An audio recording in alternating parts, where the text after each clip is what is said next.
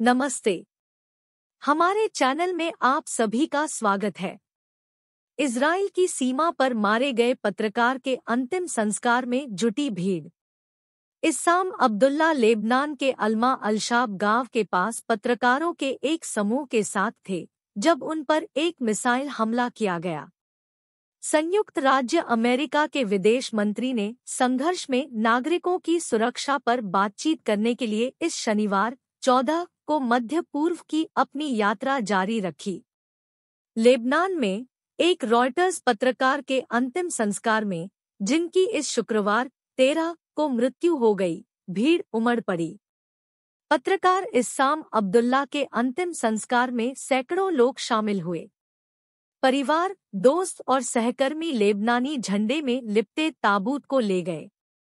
अब्दुल्ला अन्य पत्रकारों के साथ इजराइल की सीमा के पास लेबनान के अल्मा अलशाब गांव के पास काम कर रहे थे, जहां इजरायली और आतंकवादी समूह हिजबुल्लाह के बीच गोलीबारी हो रही थी।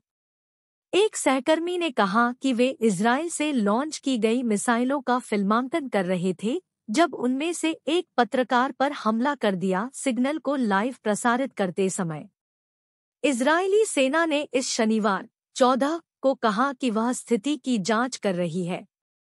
रॉयटर्स एजेंसी, जहां अब्दुल्ला काम करता था, ने कहा कि वह इस बात की पुष्टि नहीं कर सकती कि मिसाइलें वास्तव में इजराइल से आई थी या नहीं। लेबनान का कहना है कि वह संयुक्त राष्ट्र सुरक्षा परिषद में एक औपचारिक शिकायत प्रस्तुत करेगा और उसने पत्रकार की मौत के लिए इजराइल को दोषी ठहराया है। ब्राजील सुरक्षा परिषद की अध्यक्षता करता है और उसने युद्ध पर संयुक्त घोषणा के लिए एक दस्तावेज का मसौदा तैयार किया है, जो अभी भी प्रारंभिक है।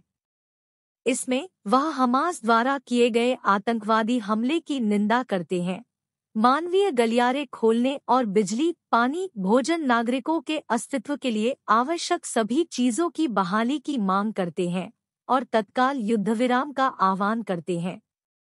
सुरक्षा परिषद की अगली बैठक अगले सप्ताह है। शनिवार को राष्ट्रपति जो बाइडेन ने इजरायल और फिलिस्तीनी प्राधिकरण के नेताओं से फोन पर बात की। बिडेन ने कहा कि वह मानवीय सहायता के आगमन को सुविधाजनक बनाने के लिए संयुक्त राष्ट्र और मिस्र और जॉर्डन की सरकारों के साथ भी संपर्क में है। उन्होंने पड़ोसी देशों से समर्थन की पुष्टि के लिए अमेरिका के शीर्ष राजनयिक को मध्य पूर्व भेजा। एंथनी ब्लिंकन ने अबू धाबी में सऊदी विदेश मंत्री और संयुक्त अरब अमीरात के राष्ट्रपति शेख मोहम्मद से मुलाकात की। उन्होंने आसन्न इजरायली ज़मीनी हमले की स्थिति में नागरिकों की सुरक्षा का आह्वान किया। न्यूयॉर्क टाइम्स अखबार ने 7 तारीख को हमास के हमले के बारे में अधिक जानकारी का खुलासा किया। अखबार का कहना है कि इजराइल को इस हमले की योजना के साथ अक्टूबर 2022 के दस्तावेज मिले हैं। दूसरे शब्दों में, इस पर पहले ही 1 साल से काम चल रहा था। हमास ने सीमा पर संचार टावरों को नष्ट करने के लिए ड्रोन का इस्तेमाल किया, जिससे 2000 हमास सदस्यों को गाजा छोड़ने और सुदृढ़ीकरण आने से पहले 15 इजरायली शहरों और कस्बों पर हमला करने में सक्षम बनाया गया। अखबार के मुताबिक आदेश था कि जितना संभव हो उतने नागरिकों को मार दिया जाए। रिपोर्ट से पता चलता है कि एक समूह 5 मोटरसाइकिलों पर रवाना हुआ। प्रत्येक 2 स्नाइपर इजरायलियों पर गोलीबारी कर रहे हैं।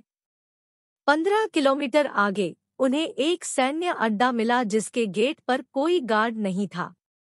अखबार के मुताबिक एक सैनिक के पास सैन्य अड्डे का विस्तृत नक्शा था।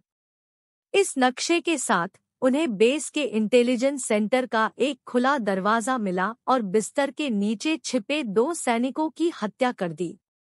हमास के हमले की गति, सटीकता और पैमाने ने इजरायली सेना को अस्तव्यस्त कर दिया और नागरिकों को अपने लिए घंटों खड़े रहना पड़ा। इजराइल का कहना है कि युद्ध खत्म होने के बाद वह इस बात की जांच करेगा कि उन्हें इतनी सारी जानकारी कैसे मिली। अंत तक देखने के लिए आपका बहुत बहुत धन्यवाद।